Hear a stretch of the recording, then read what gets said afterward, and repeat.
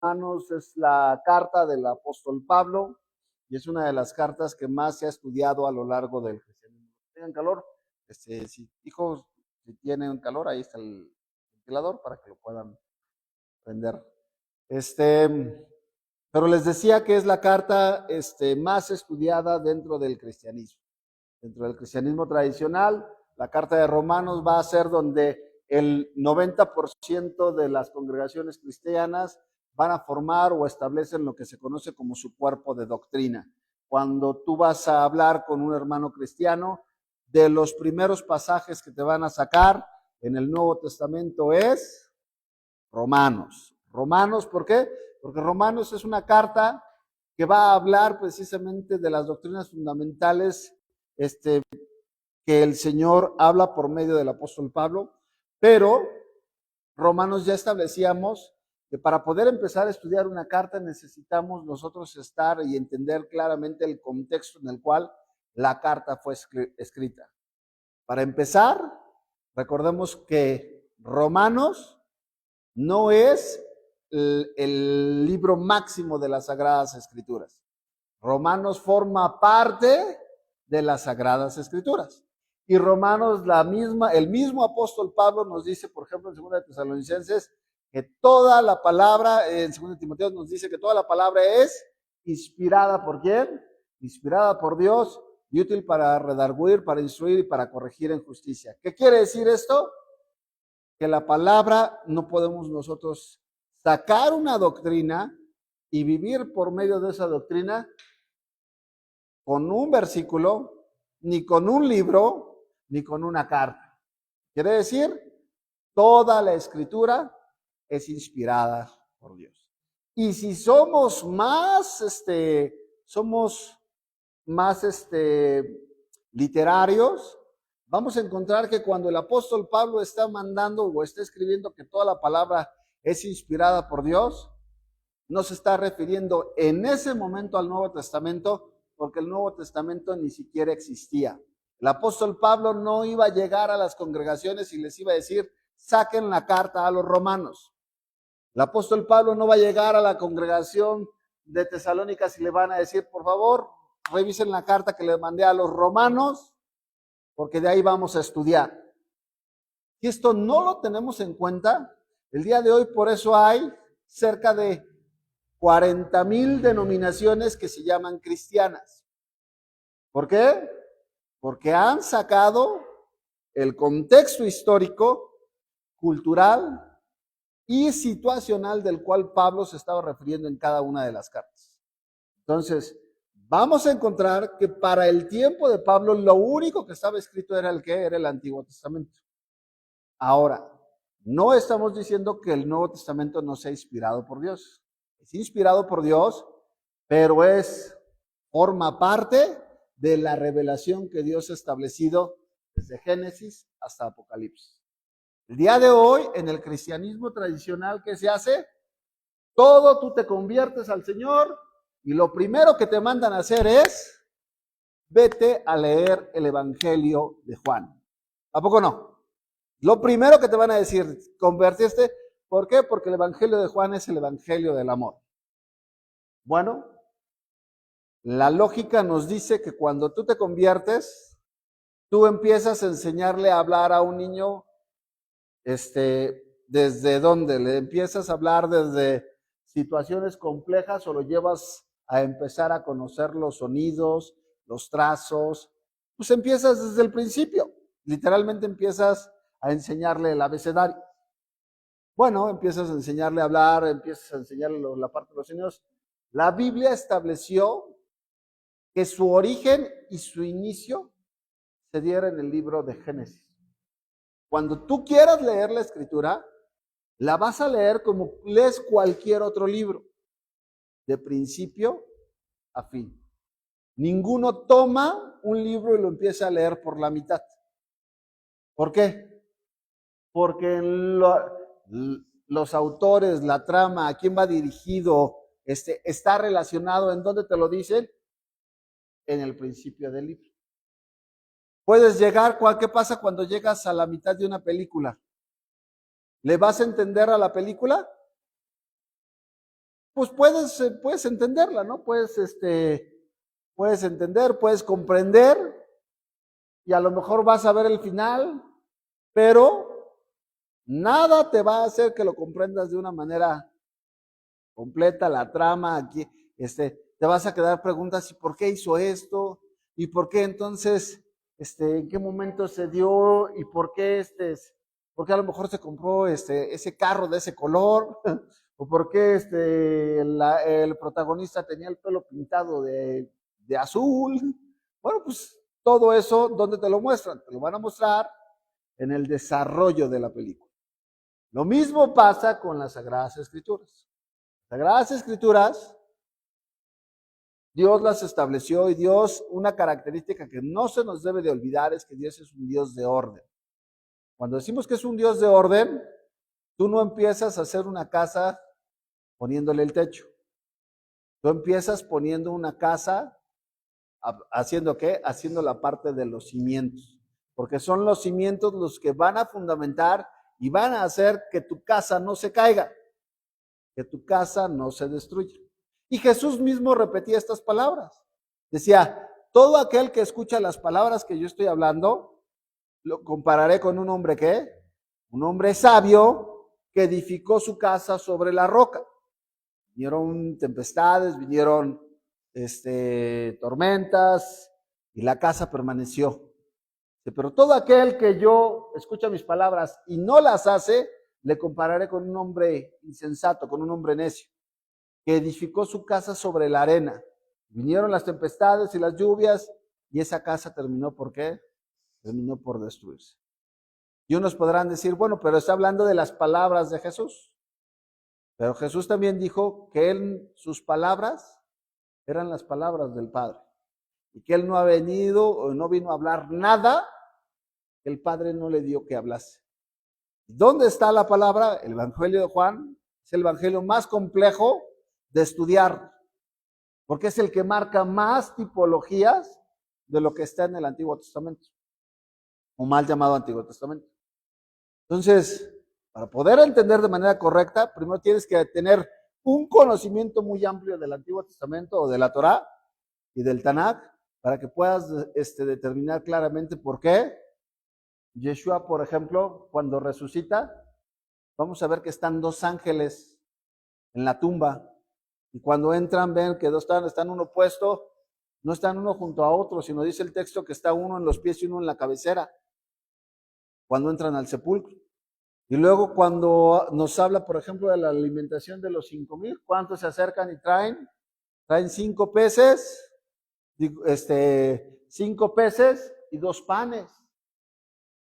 Tú pregúntale a nuestros hermanos cristianos, ¿por qué 5 peces y 2 panes? Pregúntales, diles, a ver, ¿por qué 5 peces y 2 panes? ¿Por qué no 7 peces y 8 panes? ¿Qué diferencia hacía? Mucha, porque los 2 panes, para los que ya conocemos, sabemos que los 2 panes representan ¿qué? Representan la casa de Israel, representan la casa de Israel, la casa de Judá, pero también representan ¿qué? Va a representar la parte de la casa de Israel, la casa de Judá, va a representar la parte de no solo de pan vivirá el hombre, sino de toda palabra que viene de la boca del Señor, y representa la Torah. Y los 2 peces, perdón, y los panes, ¿qué eran? Los 5 peces, ¿qué eran? ¿Se acuerdan?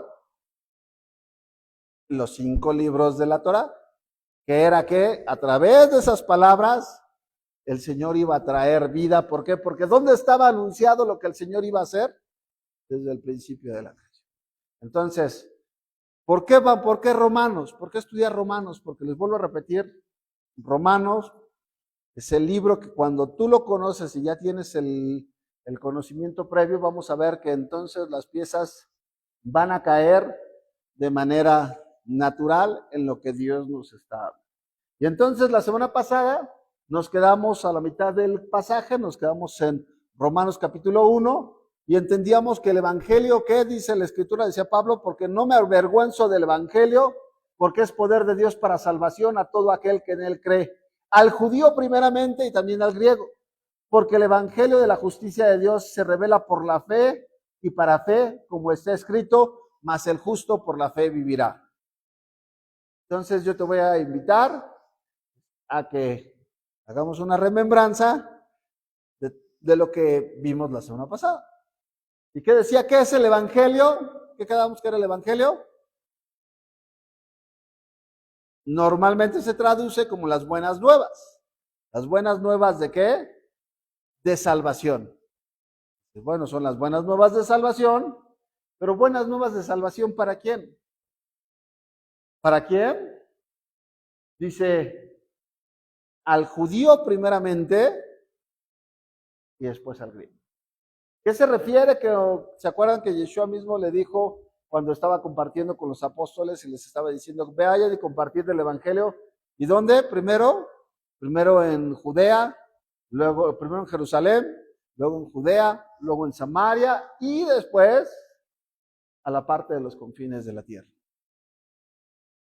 Para todos los que, por ejemplo, en algún momento estudiaron lo que se conoce como la teología de reemplazo, esta fue muy popular entre hermanos como bautistas, presbiterianos, metodistas.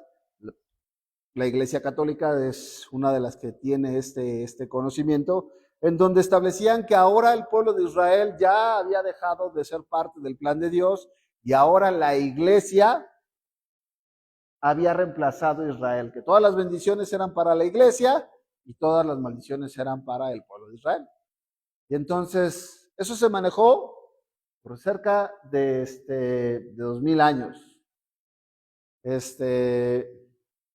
Hasta que en 16 de mayo de 1948, Israel resurge como nación, cumpliendo las profecías de Isaías en donde hablaba que si la tierra daría a luz una nación en un día.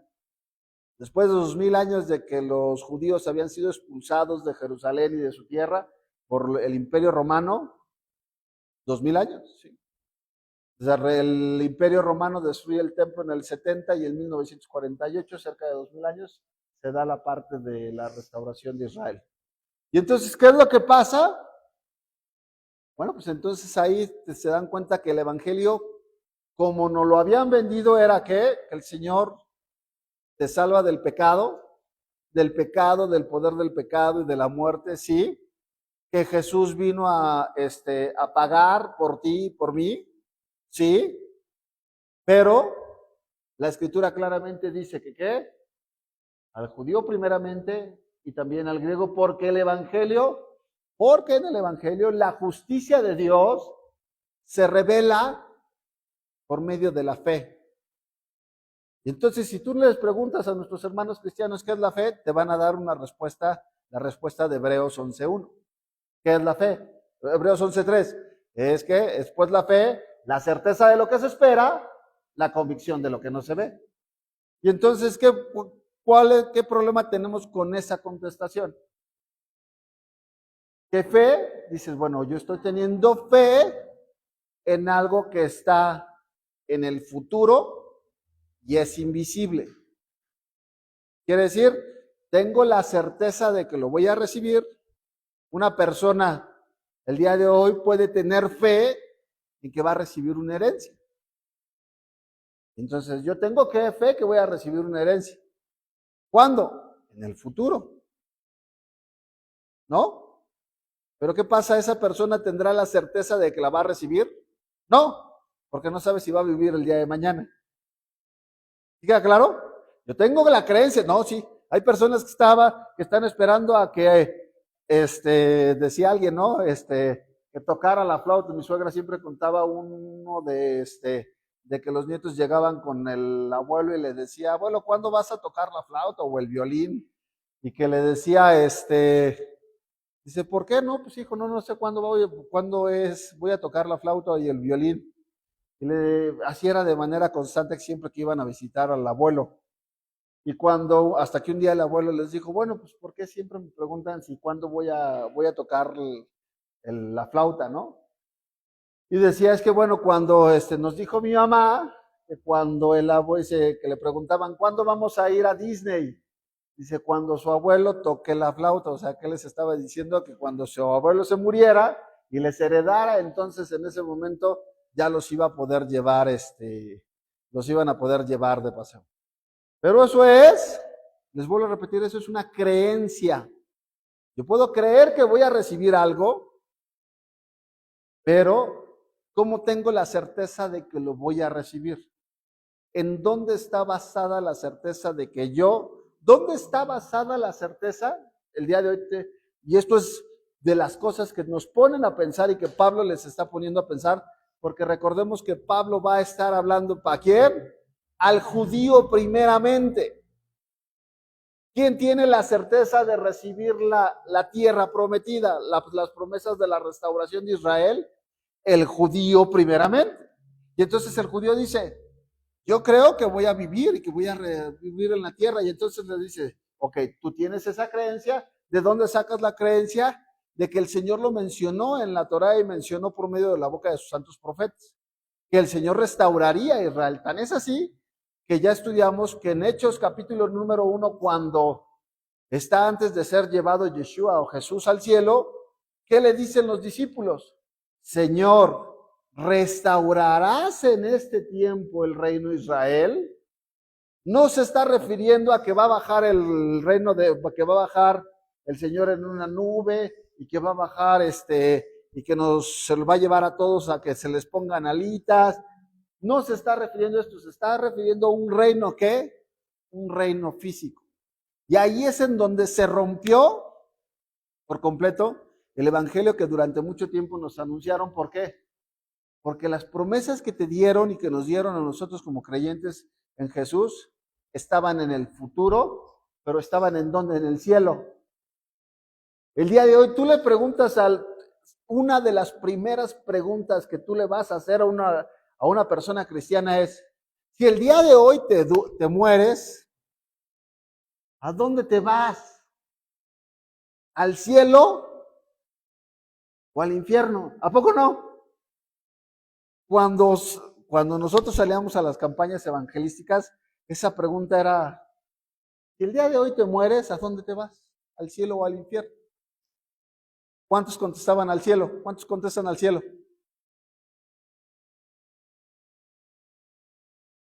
¿Sabes que no te vas al cielo? ¿Sabes que la Biblia dice que no te vas al cielo? Porque el reino de los cielos, ¿qué dice? El reino de los cielos se ha acercado. No vas para allá, sino el reino se acerca acá. ¿Cómo se acerca el reino? Por la restauración de Israel. En donde ¿quién se va a sentar? ¿Por qué era necesario? ¿Por qué Israel es tan necesario en el plan de Dios? Porque Israel, Dios lo escogió por ser la nación más pequeña que hay en el mundo, dice la Escritura. En Deuteronomio dice, no crean que los he escogido porque son los mejores. No los escojo porque sean los mejores, sino los que son la nación más pequeña. Más pequeña porque Dios escogió a lo vil y lo menospreciado para avergonzar al mundo. Entonces lo que está diciendo aquí es, la justicia de Dios, ¿cómo sabemos que entonces cómo sabemos? ¿Cómo tenemos esta certeza? Porque el evangelio de la justicia de Dios, tenemos que entender que el reinado que Dios va a venir a establecer, es un reinado en donde ya no va a haber políticos, gloria a Dios. Donde ya no va a haber personajes políticos, se acaba la clase política, gloria a Dios. La clase política va a estar ardiendo no sé dónde, pero va a estar, pero no va a haber, sino ¿quién va a establecer? El Señor viene a establecer su reino. Y su reino, dice la Escritura, que es un reino que no tendrá fin. Un reino en donde dice la Escritura, Salmo capítulo número 2, dice que el Señor gobernará a todas las naciones y las regirá con vara de hierro. ¿Y con qué? Gobernará sobre los pueblos de la tierra. Eso es lo que el Señor promete. Y entonces dice, ok, es uno que viene, ¿qué? Dice, se revela por medio de la fe. Y entonces ya decimos, ok, si fe no es creencia, entonces ¿a qué se refiere? no estaba escrita. En el tiempo de Pablo no podía contestar qué es fe. Es la certeza, la convicción de lo que no se ve y la certeza de lo que se espera. Y dices tú, muy bien, ahorita sí, pero en el tiempo de Pablo, Hebreos no ha sido escrito. Entonces, para ellos, ¿qué era fe? Emuná, la palabra en hebreo es emuná, y es que fidelidad, fidelidad. ¿Qué quiere decir? Entonces, la justicia de Dios se revela para los que son fieles, para la fidelidad, como está escrito. ¿En dónde está escrito? Mas el justo por la fe vivirá. En Habacuc, el profeta Habacuc, cuando ve que todo se va a poner mal, que todo está mal, y que le dice, Señor, pero tenemos estas promesas de ti, tenemos las promesas de que tú nos vas a dar la tierra, que tú vas a gobernar. Entonces, Señor, tú no vas a permitir que nos pase nada malo. ¿Y qué le contesta el Señor a Habacuc? Dice, pues no, si ves que la cosa está mal, te digo que la cosa se va a poner mucho peor. Y entonces Habacuc toma las palabras y dice, Señor, aunque no haya comida en el granero, aunque las ovejas ya no den, dice, con todo yo seguiré adorando a nuestro Señor, porque el justo por la fe vivirá. ¿Qué iba a hacer? Esta persona iba a mantenerse fiel, adorando a Dios, alabando a Dios, glorificando a Dios, porque creía en las promesas y creía en quién había hecho las promesas. ¿Sí queda claro? Entonces, ese es el poder del Evangelio. El poder de las buenas nuevas es que Dios no se ha olvidado de las promesas que hizo. ¿Desde dónde? Las promesas que hizo desde Abraham. Y el Señor ha prometido precisamente, no está cerrada para los judíos, sino dice que, y también al griego. Quiere decir, bueno, nosotros somos griegos, nosotros han escuchado, o vamos a empezar a ver cómo se manejaba este concepto de fidelidad en la Escritura. Y entonces ya vemos la palabra fe en griego, la palabra no me avergüenzo del Evangelio porque es poder de Dios. Ya veíamos que era dunamis, y la palabra dunamis es que es poder explosivo. Quiere decir, dinamito, no me avergüenzo de que las personas sepan y conozcan que yo soy seguidor de Jesús, que yo soy seguidor del Mesías. ¿Qué dice ahí? No me avergüenzo. A Pablo no le interesaba o no le daba miedo que sus amigos en la secundaria llegaran y le dijeran, ¿a poco tú eres cristiano? No, yo, ¿cómo crees? No. ¿A poco tú no vas a tomar alcohol? ¿Qué? ¿Te pegan? No, ¿cómo crees? ¿O tú eres cristiano? Bueno, sí, por ratitos. Cuando me ven mis papás nada más, ¿no? ¿No? ¿Qué dice la Escritura? Dice Pablo, yo no me avergüenzo del Evangelio porque es poder de Dios. Quiere decir que Pablo entendía el poder que tenía porque ese poder podía transformar vidas. La buena nueva es de que si el día de hoy tú estás viviendo de una manera que no agrada a Dios, la palabra de Dios tiene el poder para transformar tu vida, siempre y cuando tú le entregues tu vida al autor del Evangelio. Entonces, ¿se dan cuenta qué estaba diciendo Pablo? Dice, no, yo no me avergüenzo. Ay, ¿a poco no te avergüenzas de que el día de hoy no vas a ir a pedir calaverita, hombre? Pues si todo el mundo está celebrando Halloween y todo, Día de Muertos, bueno, ya hoy es Día de Muertos, ayer fue Halloween, hoy es Día de Muertos. ¿Qué tiene esto de malo, no? Ya veíamos que la evidencia escrita en el libro de los Hechos nos habla que Pablo, a lo largo de todo el libro de los Hechos, fue primeramente ¿a dónde? A las sinagogas. Fue a las sinagogas, ¿para qué? Para compartir las promesas que Dios tenía, tanto de restauración para el pueblo. Y ahí vienen todos los pasajes para que ustedes lo puedan ver. Pero vamos a seguir avanzando. Y entramos a lo que hoy nos toca, que es la culpabilidad del hombre. Y entonces, la culpabilidad del hombre dice lo siguiente en la Escritura. Porque la ira de Dios se revela desde el cielo contra toda impiedad e injusticia de los hombres que detienen con injusticia la verdad. Porque lo que de Dios se conoce les es manifiesto, pues Dios se los manifestó. Porque las cosas invisibles de Él, su eterno poder y su deidad se hacen claramente visibles desde la creación del mundo, siendo entendidas por medio de las cosas hechas, de modo que no tienen excusa. Y entonces, cuando leemos la palabra de Dios, tenemos que bajarlo porque nuestro hermano Pablo ocupaba lenguaje, pues decía Pedro, ¿se acuerdan cuando empezamos a leer? ¿Qué decía Pedro? Dice, en segunda de Pedro dice, cuidado con los textos de nuestro hermano Pablo son ¿qué? Dice, de acuerdo a la revelación que les ha sido dada, dice, hay algunas cosas que son difíciles de entender. Pedro tenía el Espíritu Santo, sí, pero Pedro mismo decía, hay cosas que escribe Pablo que son difíciles de entender. Y nos dice claramente, dice, los cuales los indoctos tuercen, como así también las otras escrituras. Cuando alguien te saque el libro de Gálatas o el libro de Romanos, dile, ¿ya leíste? Cuando te digan, ¿ya leíste Gálatas? Tú dile, ¿ya leíste segunda de Pedro?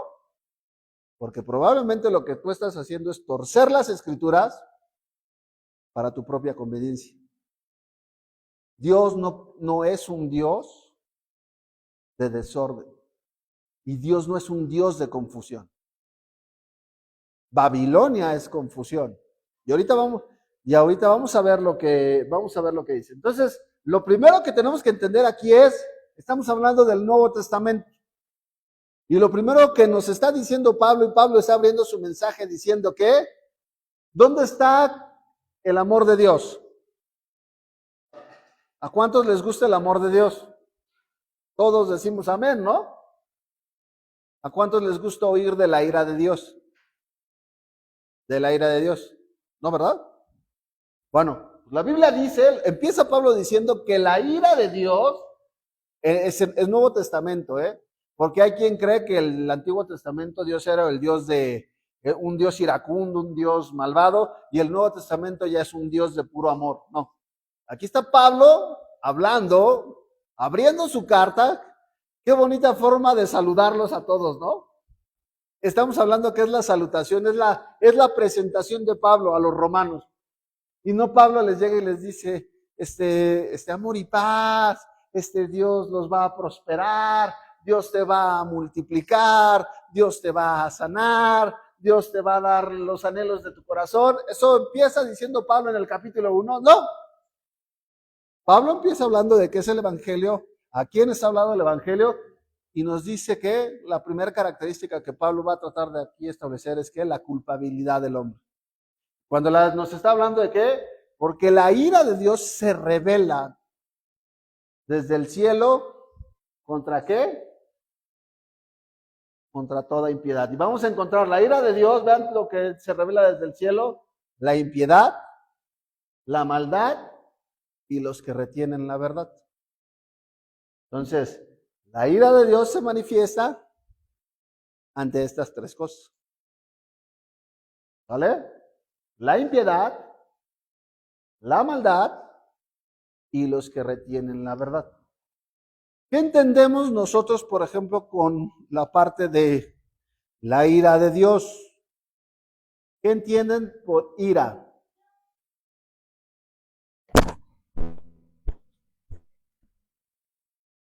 ¿Qué entiendes por eso? Mi mamá empieza a aventar cosas. Cuando tu mamá empieza a aventar cosas, ahí ya es ira divina, dice, ¿ok? ¿Alguien más? ¿Qué entiende por ira? ¿Qué entendemos por el término ira, la ira de Dios. ¿Qué entendíamos? Dice mi gorda, cuando yo aviento cosas. Cuando Caleb no obedece. Bueno, la palabra habla de la misericordia, que nuestro Dios es un Dios tardo para la ira y grande en misericordia. Pero ya la ira de Dios es cuando te perdoné, te perdoné, te perdoné, y ya la ira es cuando dice hasta aquí, ¿no? Es cuando, como dicen que está llenando el costalito de piedritas y de piedritas, llega un momento en que dices, ya no más. Es como un enojo que habías contenido por misericordia o por amor, pero llega un momento en que dices, ya es suficiente. Okay. Okay. ¿Alguien más? La ira de Dios. ¿Qué entendemos por ira? Hermano, tiene cara de que se sabe la respuesta. ¿La ira de Dios? ¿No? ¿La ira de Dios? ¿Ángeles? ¿Qué entiendes por ira de Dios? ¿No? ¿Tú sabes? ¿O tienes idea de la ira de Dios? Bueno, pues es que es, como decía Eri, el límite sí ya es un enojo, pero no humano, ¿no? No es como nosotros cuando nos airamos y nos salimos de nuestras casillas y decimos cosas que después nos arrepintamos. En el caso de Dios, ¿no? Su ira es como ese límite, el decir hasta aquí porque ya viene mi justicia. ¿Ok? Muy bien. Tenemos que entender claramente que la ira de Dios, les vuelvo a repetir, a las personas no les gusta que hablemos de la ira de Dios. A todos nos gusta que nos den nuestros bomboncitos y nuestro chocolatito y nuestros algodoncitos. Cuando hablamos de la ira de Dios, Pablo está hablando de 3 cosas que desatan la ira de Dios. Y te está hablando que es la impiedad, la maldad y los que retienen la parte de la verdad. Entonces, cuando estamos hablando es lo primero que nosotros tenemos que entender y lo primero que tenemos que establecer es, por ejemplo, la palabra que se ocupa para ira, aquí es la ira de Dios, es la palabra griega que es orge. Y la palabra literalmente que se ocupa para orge, ¿qué significa? Bueno, como decían, es castigo, airarse, impulso. Y la definición más clara es ira, castigo o la parte de impulso. Ahora bien, decía muy bien ahorita esta Pati, es muy diferente la ira que sentimos nosotros como hombres a la ira que siente Dios. Porque nosotros podemos estar enojados, pero Dios te dice que si alguien le han hecho personas algo malo, ¿sí les han hecho personas algo malo? ¿Qué te dice Dios? Te molesta, te ha molestado lo que te hacen y que de repente te enojas y dices, ahora me voy a vengar. Dice el Señor, mía es la venganza, dice el Señor, yo daré el justo pago a cada quien. ¿Qué quiere decir? Que cuando Dios está hablando que su ira va a descender, no se está sobrepasando en el castigo, sino Dios le va a dar a la persona la medida justa de lo que esa persona necesita y ocupa. Dios, escúchenme bien, Dios no se puede pasar de su castigo. Dios no se puede pasar de su castigo porque entonces en ese momento se estaría él rompiendo a sí mismo de que Él es la justicia. Entonces, para cuando tú estableces una justicia, tú le tienes que dar, para que se haga justicia, tienes que darle el justo pago o la justa medida en base al crimen que cometió esa persona. ¿Sí queda claro? Por ejemplo, una persona, estábamos viendo la serie de Jesús, y hay uno que, por ejemplo, robó la serie de Jesús, roba una fruta y lo llevan delante de Poncio Pilatos. Y entonces Poncio Pilatos le dicen, a ver, esta persona acaba de robar y Dice, ¿por qué robaste? Dice, es que no teníamos que comer y nos dio hambre y pues robé. Y entonces dice Poncio Pilatos, pues para que les sirva de escarmiento a todos los demás, a este lo vamos a condenar a muerte por haber robado. Y entonces todo el mundo le dicen, oye, Poncio, te estás excediendo en el castigo. No importa, va a servir como ejemplo para todos los demás. Y matan a esa persona que era padre de familia. Entonces matan al papá y entonces deja a la familia desamparada. Dice, así van a aprender todos los demás a que no se debe de robar. ¿Se estableció justicia? No. Se excedió en las capacidades que tenía para él establecer un juicio justo. ¿Vamos bien? ¿Qué quiere decir? Dentro de la cultura hebrea hay algo que se conoce como pesas iguales para balanzas iguales. Quiere decir, yo no te puedo dar una pena mayor, aunque me caigas muy mal, no te puedo dar una pena mayor de la que tu acción refiere. ¿Sí queda claro? Dios tampoco lo puede hacer. Y entonces, y esto es algo importante que tenemos que estudiar. Dentro del concepto judío, por ejemplo, el día de hoy, judío ortodoxo, ¿cuántos saben que el judío ortodoxo no cree en el infierno? ¿Sí sabían eso? El judío ortodoxo no cree en el infierno como lugar de castigo. ¿Por qué? Porque ellos se establecen, es que de acuerdo a nuestro sistema cultural de medición y como nosotros entendemos la parte de la Torá, Dios no puedes tener una pena, o sea, tú no puedes estar ardiendo en el infierno por los siglos de los siglos de los siglos de los siglos de los siglos, porque entonces sería un castigo excesivo de la pena que tú hiciste. Y cuando tú hablas con un judío, te va a decir es que no se puede. No puedes Dios no puede castigarte de esa manera. ¿Por qué? Porque se estaría excediendo en su castigo y Él es un juez justo. A ver, es una muy buena pregunta, ¿no? A ver, entonces, ¿cómo le contestas a un judío ortodoxo que la Biblia sí habla del lago de fuego, en donde serán enviados todos los que no se encuentran en el libro, sus nombres no fueron encontrados en el libro de la vida, no se inscribieron en el libro de la vida, y donde estarán por los siglos de los siglos de los siglos de los siglos?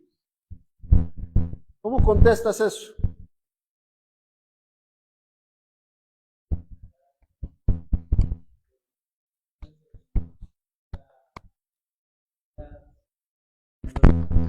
¿Okay? Entonces, aunque el judío ortodoxo cree que no hay infierno, pero si toda tu vida hiciste maldad, impiedad, todo eso, pues Dios te va a castigar de una manera justa para que aprendas. ¿Okay? O sea, es un juez justo, pero quiere que de todos modos aprendas. ¿Okay? Vamos a ver, es importante que entendamos el concepto, dice la Escritura, que la paga, ¿saben? ¿Alguien sabe por qué tenemos que morir? Mateo, ¿sabes por qué tenemos que morir? ¿Por qué muere la gente? ¿No tienes idea por qué la gente tiene que morir? No. ¿No? ¿Tú sabes por qué muere la gente? Porque Adán y Eva pecaron. Porque la paga del pecado, dice la Escritura, es la muerte. ¿Qué quiere decir esto? ¿Sabes qué significa muerte? La muerte no significa cesar de existir. Muerte significa separación. ¿Qué pasa cuando una persona muere físicamente? Deja de existir en esta tierra, pero su espíritu sigue existiendo.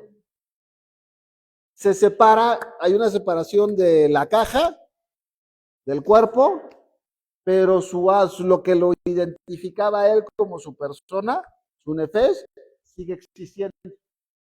Por eso viene una resurrección. Y dices, ¿cómo pues es posible? Dice la Escritura que bienaventurados los que tienen parte de que resucitan la primera resurrección, porque no tendrán parte de la segunda muerte. ¿Sabes lo que dice eso la Escritura? Entonces, porque la segunda muerte es que todos van a resucitar, todos vamos a resucitar, no les quede duda, todos vamos a resucitar, pero hay personas que van a resucitar van a morir por segunda vez. Bienaventurados los que resucitan una sola vez y de ahí ven a Dios como su papá. Pero habrá personas que van a resucitar una vez y se van a encontrar delante de Dios como su juez, no como su papá, como su juez. Y entonces los libros van a ser abiertos y entonces viene ¿qué? La segunda muerte. Y entonces dices tú, ok, la paga del pecado es la muerte. Esa persona ya murió físicamente, pues ya pagó con su vida del pecado que cometió, ¿no? Quiero que me sigan con esto. Esto es muy profundo. Dice la Escritura, cuando tú lees, por ejemplo, a Caín mata a Abel, hay otro concepto dentro del judaísmo que se entiende que una persona, la sangre, dice la Escritura que la vida del ser humano está en la sangre. Bueno, cuando tú lees la palabra que Caín mata a Abel y el Señor le dice a Caín, la sangre de tu hermano clama desde la tierra, la palabra que se ocupa ahí no es sangre en plural, en singular, sino es sangres en plural. Porque la persona que no solamente mató a Abel, sino mató a toda la descendencia que podía correr por Abel. ¿Qué quiere decir? Que no solamente recibiría el castigo por la persona que hizo, por el mal que hizo, sino por la parte de todos los que truncó en ese momento. Recordemos que en la Biblia la descendencia es fundamental. ¿Sí que sigamos bien? Ahora bien, ¿por qué entonces por qué Dios puede manifestar esa ira y esa ira que es eterna? Bueno, dice la Escritura en el Evangelio de Juan, de manera muy clara dice que Dios, de tal manera amó Dios al mundo, que ha dado a quién. No está diciendo que no dio al Richard para que muriera por ustedes. No dio a un hijo de vecina para que muriera por ustedes, sino dice, ¿ha dado a quién? A su Hijo unigénito, para que todo aquel que en él cree no se pierda, mas tenga vida eterna. El que en él cree no ha sido condenado, pero el que no cree ya ha sido condenado porque no ha creído en el unigénito Hijo de Dios. ¿Qué quiere decir? ¿Qué significa la palabra unigénito? Único en su género, único en su especie, no hay otro como él. ¿Queda claro? Bueno, ahora la pregunta es, ¿cuánto vale la sangre del Mesías? La sangre del unigénito Hijo de Dios. ¿Cuántas vidas valen la sangre del unigénito Hijo de Dios? Es más, les voy a poner el ejemplo. ¿Cuántas cucarachas valen la vida de una persona? Si yo les digo el día de hoy que matamos a todas las cucarachas del mundo, ¿quién se sacrifica? ¿Quién dice, yo me voy a entregar para morir con tal de que no haya cucarachas en el mundo? ¿Quién dice yo? ¿No? Pero ya no va a haber cucarachas. ¿A poco no las cucarachas son molestas? Bueno, a lo mejor cucarachas no. ¿Saben qué? Yo me sacrifico con tal de que no vuelva a morir ninguna vaca en el mundo. Vacas. ¿Cuántos se sacrifican por las vacas? ¿No?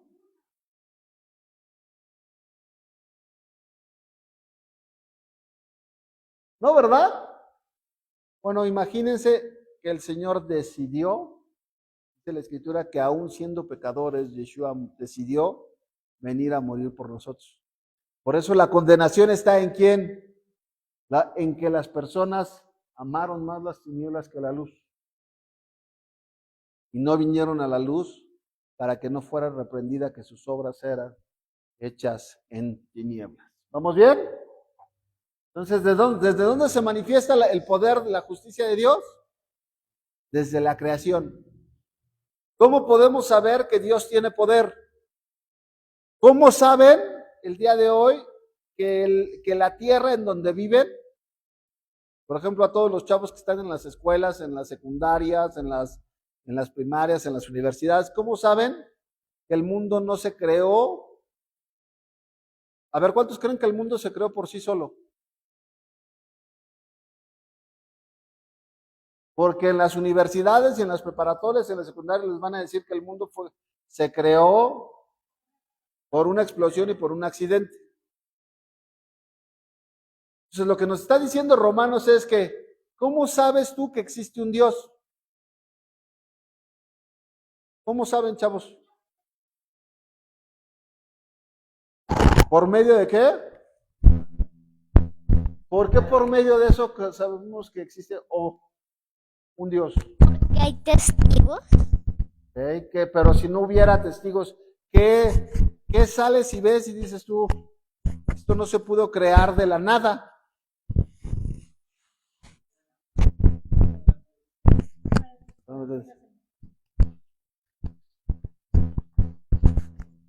¿Cómo sabe que existe Dios? ¿No sabes? Okay. Bueno, muchos ahorita está la moda de que las diversas teorías de cómo se creó el mundo, de cómo se creó la humanidad, cómo se crearon los animales. Y escuchas cada una de esas teorías, como por ejemplo el darwinismo, que Charles Darwin pues hizo una teoría así completamente sacada de juicio. Él, o sea, muchos científicos creen que un rayo cayó del cielo y cayó en una laguna llena de bacterias, parásitos, y de ahí se creó la primera especie, que se podría decir como una célula. Y de la célula se creó un microorganismo. Un microorganismo pasamos a las diferentes materias de la biología hasta llegar al ser humano, que muchos dicen que es la teoría de la evolución. Pero si te pones a pensar y dices, a ver, número uno, si todavía, o sea, si el mundo todavía no estaba creado, ¿cómo cayó el rayo? ¿Cómo existió el rayo? ¿Cómo pudo caer un rayo? ¿Y cómo pudo caer en un charco lleno de bacterias, o sea, de microorganismos, parásitos, células? Dices, ¿cómo pudo caer? ¿Qué tenía ese rayo que pudo crear? ¿Qué tenía ese rayo esencial para crear un ser humano, una rana, un pez? Ok. ¿Cuántos saben? Bueno, esto es importante para que cuando hablen con los maestros en las universidades y en las escuelas, le puedan decir que claramente, no puede haber bacterias porque ya una bacteria es un ser vivo. Ya es un ser vivo y entonces en ese momento la nada, escúchenme bien, la nada no puede producir nada. ¿Por qué? Porque no hay nada. ¿Queda claro? La nada, ¿qué es la nada? Pues nada. ¿Y qué produce la nada? Nada. ¿Por qué? Porque no tiene nada. Ahora, que exista la materia, existe la materia, ok, pero la materia no puede crear la conciencia. Esta silla no piensa. La mesa no piensa. No saben lo que es el bien y el mal. ¿Quién establece la conciencia? No se puede. La materia, eso es materia. ¿Hay materia en nosotros? Hay materia en nosotros, sí. Nuestro cuerpo es material, pero nuestro espíritu, el espíritu y la alma es inmaterial. ¿Queda claro? ¿Cómo puedes saber sin entender, sin tener la Biblia? Dice la Escritura que Dios se manifiesta por medio de las cosas hechas. Sí, la perfección de la creación. La perfección de... Todo. ¿Por qué todos los días tienen que anochecerse y amanecer? ¿Quién dijo? ¿Quién lo estableció? ¿Por qué no tenemos días en los que tengas días de 21, 29 horas o de 50 horas? O tenemos semanas en donde haya puro sol y luego semanas en donde haya pura noche. ¿Quién estableció ese orden? Dios. Entonces, ¿qué es lo que Dios está diciendo? La creación misma habla de las cosas. La perfección también, por ejemplo, en el universo, o sea, que no choca ningún planeta, pues las órbitas, es más, hasta el mismo cuerpo humano, todos los sistemas, o sea, nuestro sistema, la ciencia avala y en todo momento habla la perfección de nuestro Padre. En todo, o sea, todo, porque tenemos 2 manos, porque tenemos en cada mano 5 dedos, lo que tomamos, el crecimiento del ser humano, las etapas del ser humano, todo, y también vemos los ciclos que viven todo el ser vivo tiene ciclos de principio y de fin, ¿no? La reproducción humana, la reproducción de las plantas, todo hay una perfección. Todo, como dice mi esposa, hay ciclos, todo hay un orden previamente establecido, y Dios hay una mente atrás de todas las cosas que se han establecido y que se han creado.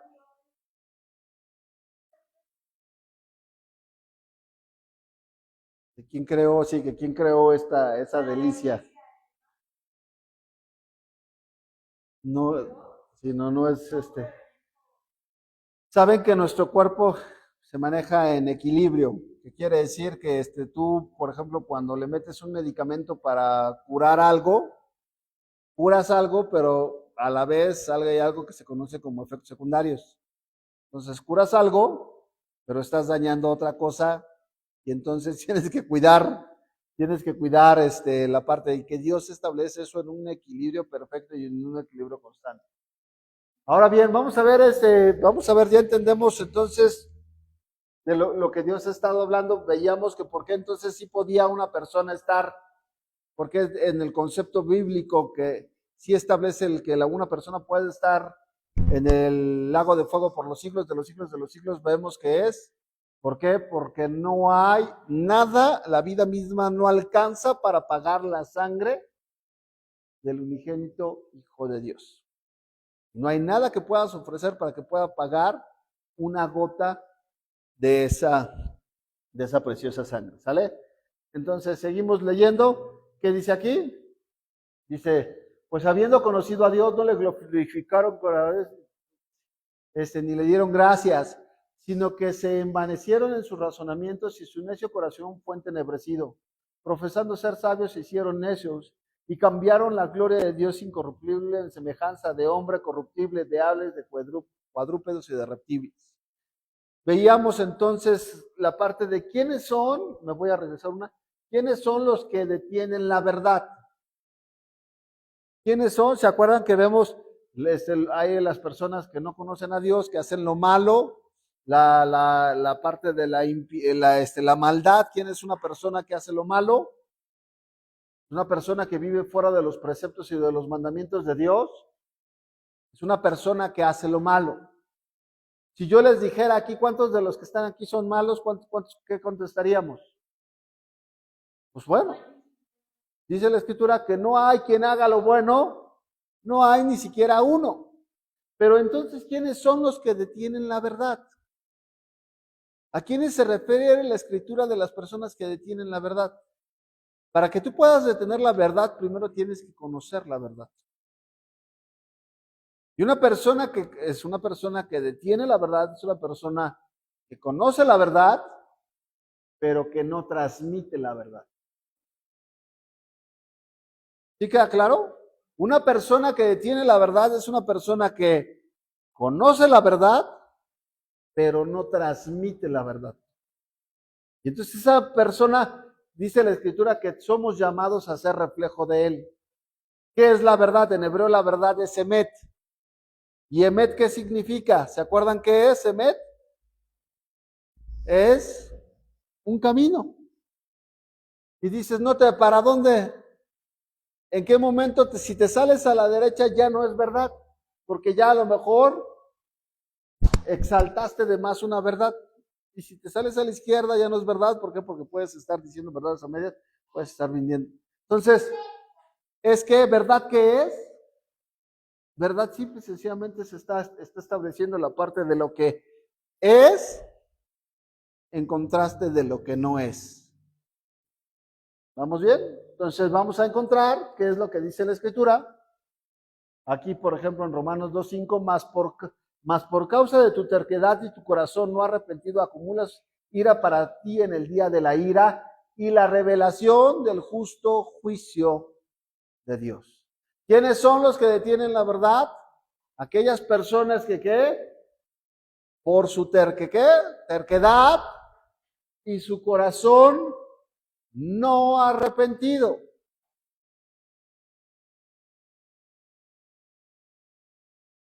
¿Habrá personas tercas entre nosotros el día de hoy? ¿Seremos tercos?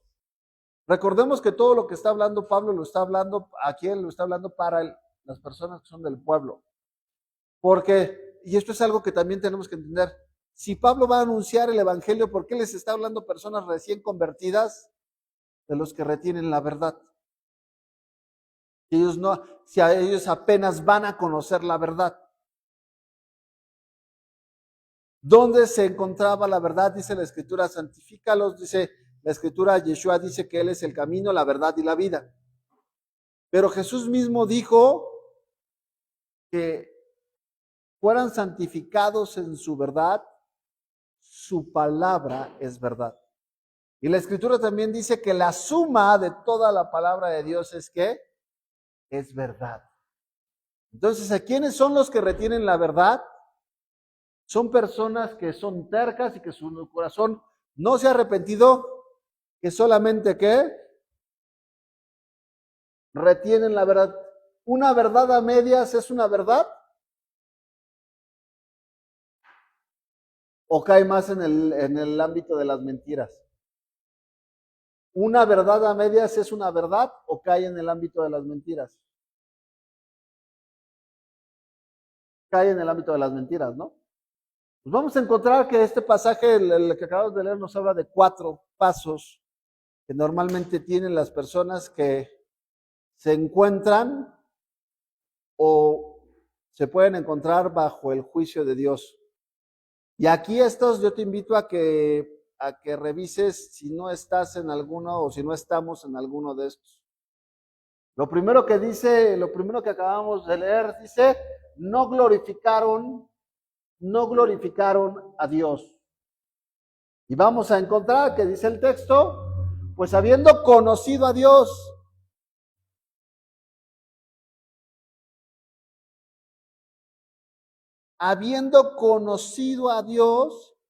no le glorificaron como a Dios. Aquí no se está refiriendo de los incas tarahumaras o de los mixtecas zapotecas. Aquí se está refiriendo de personas que habían conocido a Dios. ¿Cómo conoces a Dios?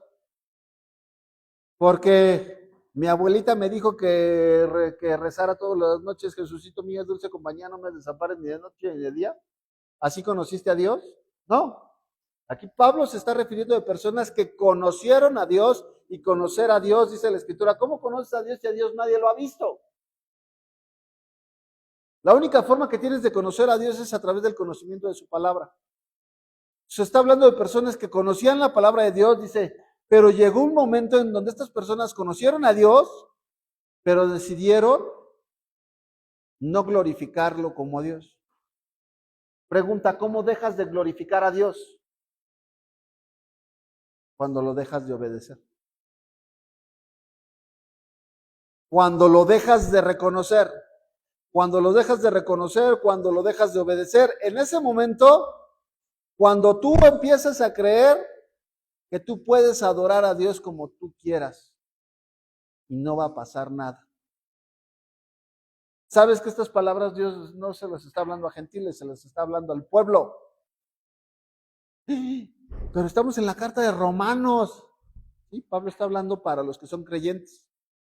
Y Pablo les está diciendo, tú que dices que conoces, dice que pues habiendo conocido a Dios, no le glorificas como a Dios. Ni le dieron gracias.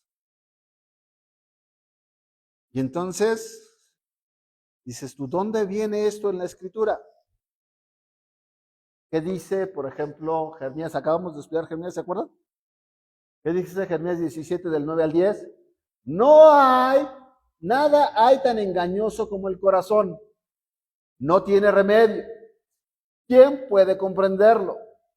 Yo, el Señor, sondeo el corazón y examino los pensamientos para darles a cada uno según sus acciones y según el fruto de sus obras.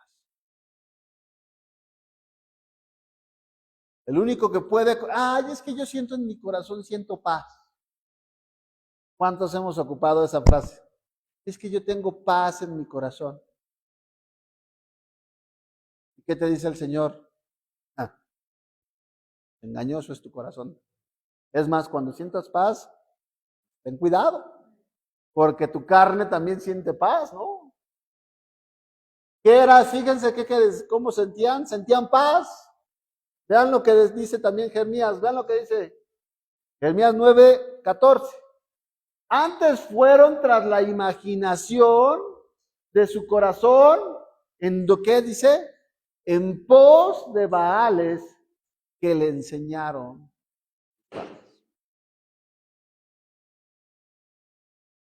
Antes fueron, oye, pero es que yo tengo paz en que mi hijo celebre Halloween. Yo tengo paz en que mi hijo vaya y celebre y que pida muertito.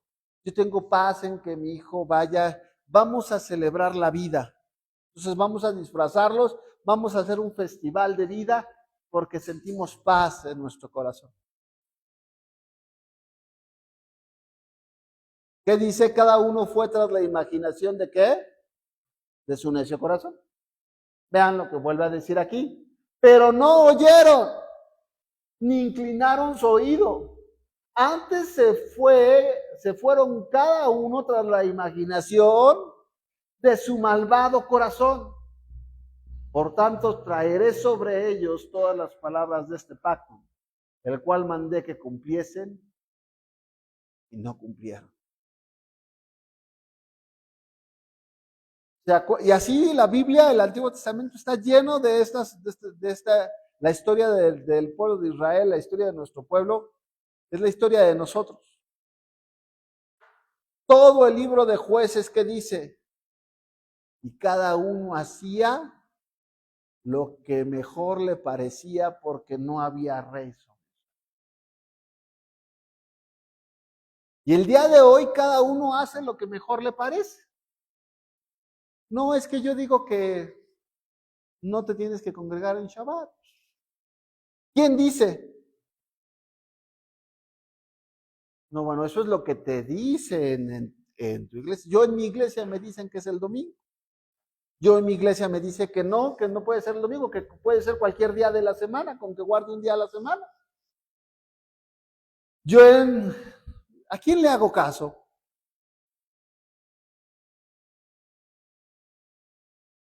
¿No? Está interesante, ¿no? ¿Sabes que a quién le debemos de hacer caso?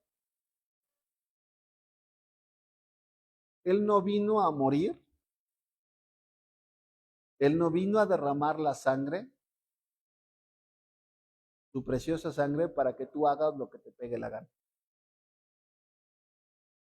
¿Sabes que el día de hoy el cristianismo se ha transformado de seguir a un Jesús que te dice y que te habla y te dice, cualquiera que quiera ser mi discípulo, tome su cruz, niéguese a sí mismo y sígame. Ah, no. El día de hoy, en lugar de seguir a un Cristo, a un Mesías que te lleva a qué? A que ya no, dice la Escritura, Pablo dice, ya no vivo yo. ¿Ya no vivo quién? Ya no vivo yo, pero si estás viviendo aquí, sí. Pero ahora voy a vivir por los intereses del reino. Ah, no, el día de hoy soy cristiano, pero yo hago mi voluntad. Y entonces, ¿saben en qué hemos convertido al Señor Jesús?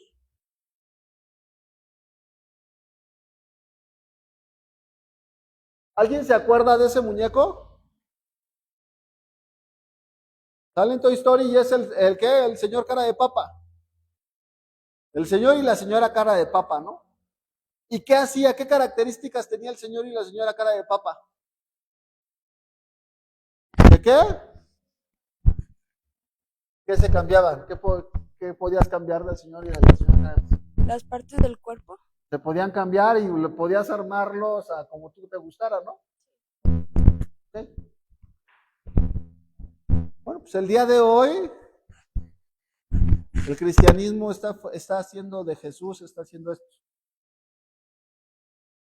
No, es que mi Jesús no habla de la ira. Es que mi Jesús es un Jesús de amor. Es que mi Jesús es un Jesús de prosperidad. Es que mi Jesús es un Jesús que no castiga. Bueno, tú lo acabas de decir. Ese es tu Jesús. Pero ese no es el Jesús que vino a morir. ¿Dónde se manifestó la ira de Dios? ¿Sabes por qué tuvo que morir de esa manera? De esa manera, ¿sabes por qué tuvo que morir? Para precisamente que tus pecados y mis pecados fueran puestos sobre Él. Pero Él no vino a morir ahí para que tú sigas viviendo tu vida como se te pega tu regalada gana. Él vino a morir ahí ¿para qué? Para que tú le entregaras todo lo que durante muchos años te dijeron es que el evangelio es gratis. No es cierto, el evangelio no fue gratis. La salvación no es gratis. Porque Él pagó un precio por sangre, pero Él espera que tú también le des algo a cambio. Es una transacción. Él dio su vida para que tú entregues tu vida. Por eso Pablo dice, ya no vivo yo. Porque hay una ¿qué? Dejo de vivir yo para empezar a vivir de acuerdo a los preceptos y mandamientos que Él me establece. Y eso no es nuevo. Decía mi esposa ahorita, hay ciclos que acabamos de leer en Jeremías. Cada uno iba tras la imaginación de su malvado corazón. Es que yo creo que voy a adorar a dioses de esta manera. Es que yo creo que si no importa que me lleve mal con mi esposo, con mi esposa, no importa. Yo voy a adorar a Dios. Es que no importa que yo esté viendo pornografía, voy a llegar y voy a alabar a Dios. Es que no importa con que yo diga groserías, voy a llegar y voy a alabar a Dios. Es que no importa que yo sea desobediente a los padres, voy a llegar y voy a alabar a Dios. Dios me va a recibir. Sí. El que tú creas en tu imaginación. Pero déjame decirte que ese no es el Dios de las Escrituras. Y ese no es el Salvador de las Escrituras. ¿Quieres saber? Por eso dice la Escritura, Yeshua mismo dice, fíjate bien cómo lees. Fíjate bien que lo que estás viendo, que la luz que tú crees que está resplandeciendo delante de ti, verdaderamente sea luz y no sean tinieblas. Es que Dios me dice que yo puedo hacer mi voluntad. Jesús mismo nos vino a poner el ejemplo que Él no vino a hacer su voluntad, sino vino a hacer la voluntad del que nos envió. No es posible que nosotros el día de hoy como creyentes estamos tan lejos de la medida de fe, literalmente Es una caricatura de lo que nos está llamando cuando del otro lado del mundo hay hermanos que verdaderamente están llevando su cruz. Personas en Nigeria, más de 20,000 cristianos en Nigeria que han sido asesinados y que están siendo asesinados porque no se avergüenzan del evangelio. Y a ti te da pena decirle que no a tu amiga. A ti te da pena, pones primero a la familia que pones primero al Señor. O ponemos primero a los hijos que al Señor. Jesús mismo nos decía que ¿qué? Cualquiera que pone a padre, a madre, a hijos, a hija, a esposo, a esposa, antes que a él, no es digno de ser su discípulo.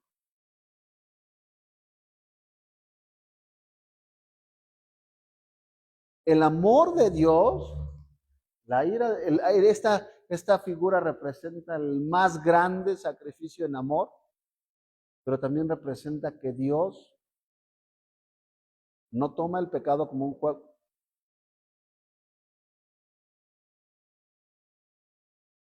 Entonces, ¿dónde dejamos que el día de hoy, por ejemplo, ayer iglesias cristianas estaban celebrando hasta conciertos de avivamiento? Hay uno que inclusive está en internet y que dice, yo soy cristiana y celebro el Halloween. Y pasó y puso toda su cena, cómo la hizo, porque ahí compartimos de Jesús. Pues no se ve mal, ¿no? Yo te quiero preguntar, ¿qué pecado se ve mal? Pues vamos a ver lo que dice la Escritura, ¿no? Vean lo que dice, por ejemplo, Efesios 5:3.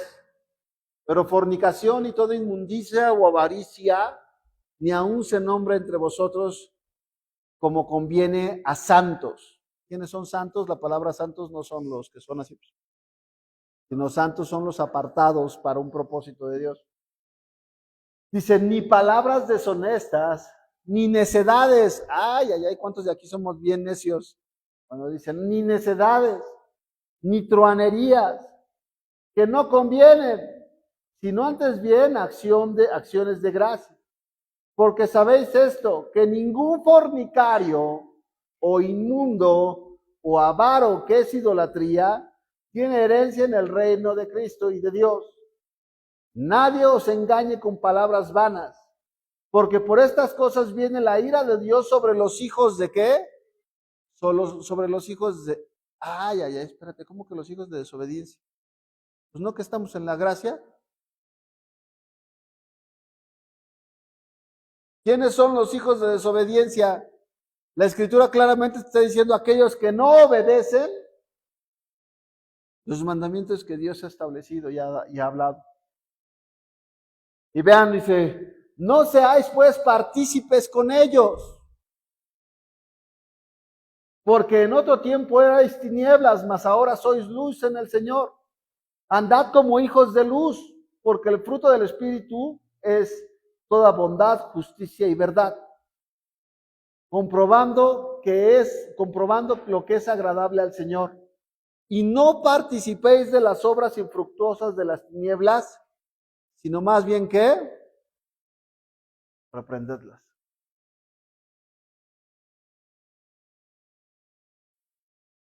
Entonces, ¿qué vemos? No glorificaron a Dios, no reconocen a Dios, se envanecieron sus razonamientos y su corazón fue entenebrecido. Hay una ceguera espiritual, y cuando hay una ceguera espiritual es profesando ser sabios, se hacen necios. Sabes que lo más complicado, estamos hablando de las personas a las cuales en donde la ira de Dios se va a manifestar. Lo más difícil hablar una persona es una persona que cree que lo sabe todo. Vean lo que dice Efesios 4:17. Esto pues digo y requiero en el Señor, que ya no andéis como los otros. ¿Qué dice ahí? Que ya no andéis como los ¿qué? como los otros gentiles. Ah, Chihuahua, no, que nosotros éramos gentiles. En el cristianismo te dicen, no, es que ¿quién eres tú? No, yo soy gentil.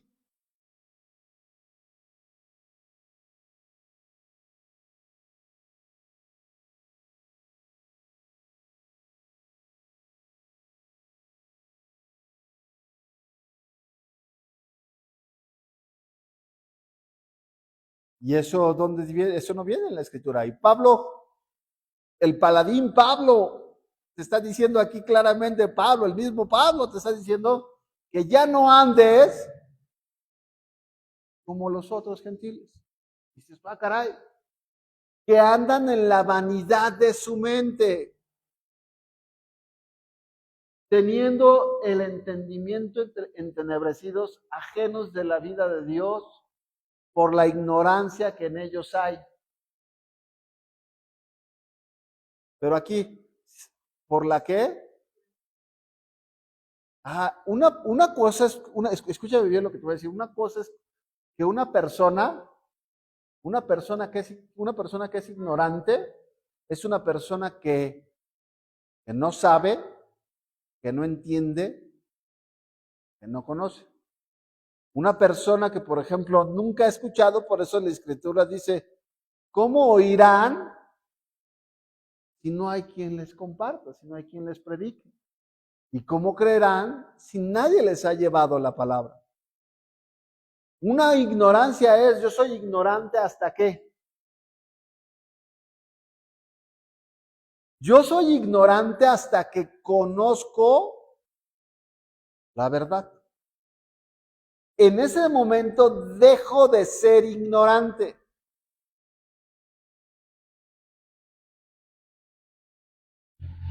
Ahora, una vez que conozco la verdad, tengo de dos sopas.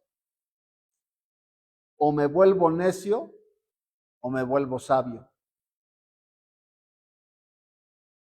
¿Y saben dónde está la diferencia? Que el necio decide no creer porque no le conviene creer. Pero el sabio crea la verdad y entonces cuando el sabio empieza a seguir la verdad lo hace libre de su ignorancia. ¿Qué les está diciendo aquí la Escritura? La ignorancia, dice, vean lo que dice, que andan en la vanidad de su mente. Están pensando en la vanidad de su mente, tienen el entendimiento entenebrecido. Ay, es que no entiendo, no escucho, no entiendo. Ajenos de la vida de Dios. Por la ignorancia que hay en ellos, pero vean por qué. ¿Cuál es la razón por qué hay esta ignorancia? Por la dureza de su corazón. Los cuales después de que perdieron toda sensibilidad, se entregaron a la lascivia para cometer con avidez toda clase de impurezas. Mas vosotros no habéis aprendido así de Cristo o de Yeshua. Y vean lo que dice aquí Pablo. Si en verdad le habéis oído. Es un sí condicional. No deja lugar a decir, bueno, tú vive tu cristianismo como quieras y el Señor allá te va a ver y al fin que ya hiciste la oración de fe, ya vas a ser salvo. Eso no dice. Si en verdad habéis oído y habéis sido enseñados por Él conforme a la verdad que está en Jesús.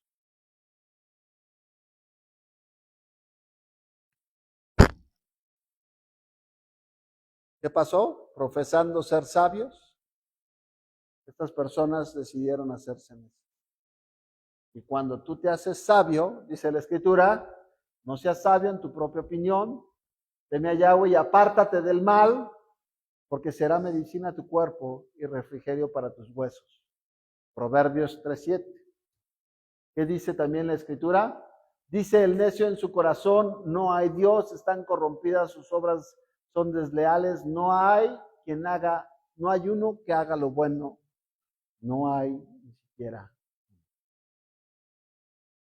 La historia de Israel nos narra que Dios les entregó a Israel la Torá, les entregó los mandamientos, conocieron a Dios, conocieron la gloria de Dios en la nube, les abrió el mar. ¿Y qué hicieron ellos?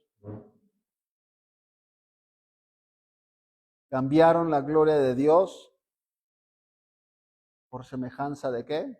Semejanza de animal. Para cometer hechos detestables, no solamente ofrecieron incienso a dioses ajenos, sino la historia de Israel narra que también ¿qué? Sacrificaban a sus hijos a los ídolos.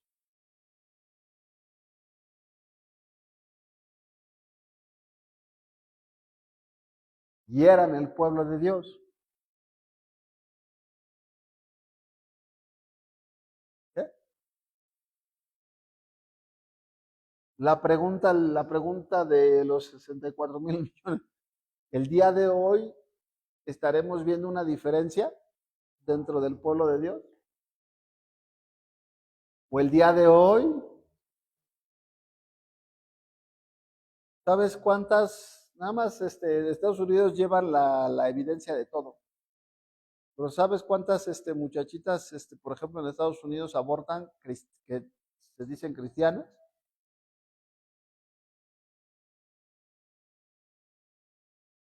¿Cuántas están viviendo en inmoralidad? ¿Cuántos están consumiendo pornografía? Soy cristiano, pero ¿qué tal? Bien alcohólico, ¿no? Los fines de semana no me puedo ni poner de pie porque ando hasta las manitas. Pero soy cristiano. Soy cristiano, pero no me congrego. Estamos haciendo nuestra propia religión. Por lo cual Dios los entregó a la inmundicia. ¿A quiénes? A todas estas personas, a estas cuatro. Dios los entregó a la inmundicia. A las concupiscencias de sus corazones. ¿Qué son concupiscencias? ¿Alguien sabe? ¿Eh? No, no son concupiscencias. Concupiscencias son los deseos de tu corazón. Es lo que te gusta. Lo que te gusta, el Señor te dice, ándale, ¿quieres? ¿Qué es lo que te mueve? Si te mueve el sexo, mira, órale, ahí está, te entrego al sexo. Si te gusta el dinero, ahí está, te entrego al dinero. Si te gustan más las amistades, ándale, ahí está, te entrego a tus amistades.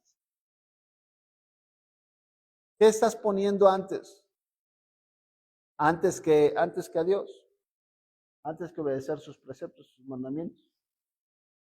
Dice al inmundicia en las concupiscencias de sus corazones, de modo que deshonraron entre sí sus propios cuerpos, ya que cambiaron la verdad de Dios por la mentira, honrando y dando culto a las criaturas antes que al Creador, el cual es bendito por los siglos de los siglos. Amén. Hoy, para terminar, vivimos en una sociedad, ustedes que dirían que está mejor o peor.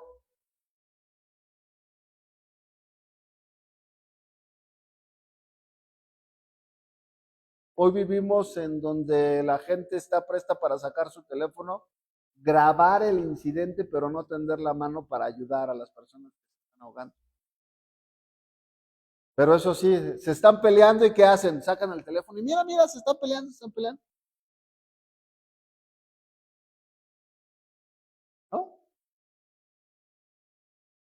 Y eso está dentro de los cristianos y los no cristianos.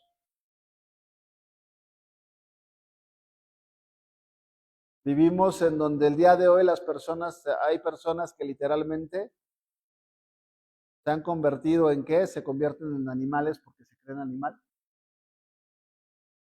Convierten su cuerpo, deforman su cuerpo, deforman su cara, Esto es lo que vivimos el día de hoy. ¿Y qué crees? La gente dice, está bien, es su cuerpo, es su forma de expresar. Bueno, la palabra de Dios dice que no seamos partícipes de las tinieblas y no consintamos, sino que más bien lo reprendamos. Él se quiere sentir perro. Esta persona, esto que ven aquí no es un perro, es una persona que se hizo un disfraz de perro en Inglaterra y que vive como perro que se duerme en una jaula como perro y tiene su nombre, se llama Sparky, le dan de comer como perro. Un señor de 40 y tantos años que vive, y así como esos, cada vez hay más. Dios los entregó ¿a qué? A la inmundicia. No, bueno, es que no importa que tú te sientes homosexual, eres hombre y te gustan los hombres, no hay problema. Eres mujer y te gustan las mujeres, no hay problema. Sí, la Biblia dice que eso es pecado. Y dice la Escritura que ninguna persona homosexual entrará en el reino de los cielos. Pero el día de hoy, el mundo, y no solamente el mundo, las iglesias han normalizado y están normalizando esto. La pregunta es, ¿qué es lo que Dios quiere de nosotros? Y vean cómo cierra el pasaje. Por eso Dios los entregó a pasiones vergonzosas, pues aún sus mujeres cambiaron el uso natural por el que es contra la naturaleza. De igual modo también los hombres, dejando el uso natural de la mujer, se encendieron en sus lascivias unos con otros, cometiendo hechos vergonzosos, hombres con hombres, y recibiendo a sí mismo la retribución de vida.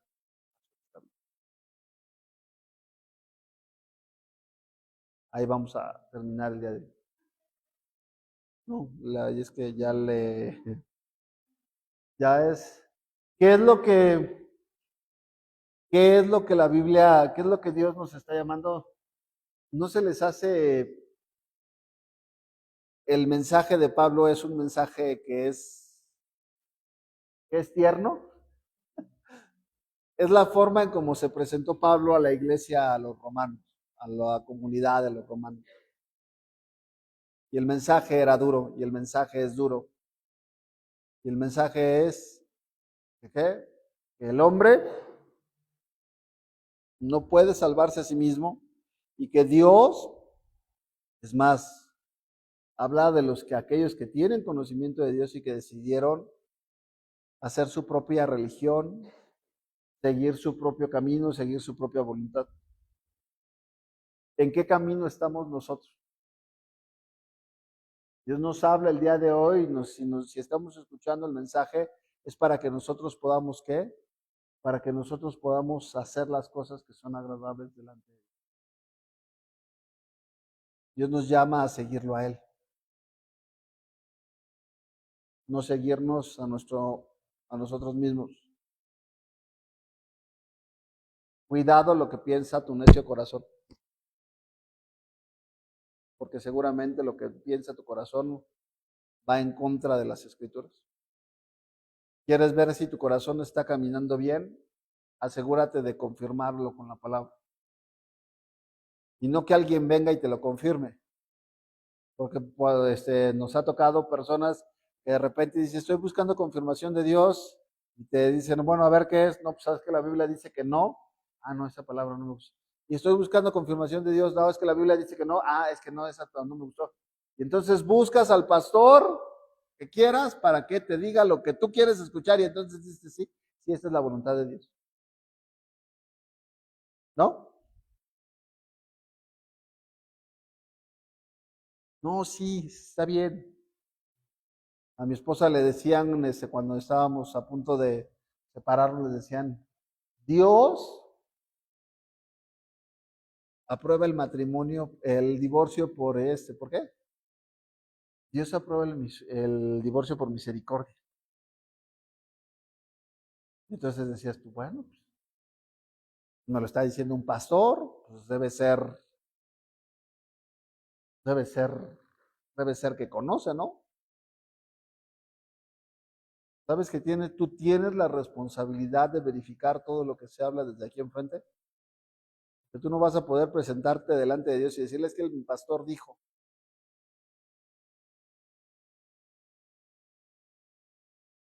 Dios nos va a tomar en cuenta a los que nos paramos enfrente y compartimos la palabra. Tenemos mayor responsabilidad y mayor carga, sí, pero tú tienes una responsabilidad que no se la puedes transmitir a nadie. Tú tienes que tener el tiempo de ¿qué? de conocer. La única forma de conocerlo a Él es por medio de la oración, palabra, de pasar tiempo con Él. No hay de otra. No hay de otra. ¿Alguna duda? ¿Alguna pregunta? ¿No? Pues vamos a terminar. Vamos a hacer la bendición sacerdotal. Vamos a ponernos de pie. Vamos a ponernos de pie, vamos a recibir la bendición sacerdotal y después oramos por diezmos y por ofrendas.